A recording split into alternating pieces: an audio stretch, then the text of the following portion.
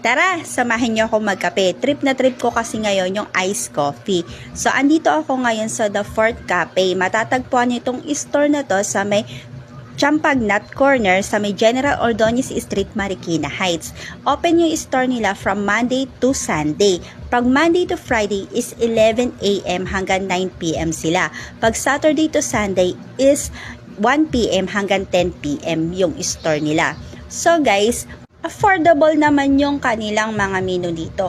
So guys, na-amaze ako sa store nila kasi malawak at saka maaliwalas. So ito nga pala yung design ng wall nila, parang Korea style.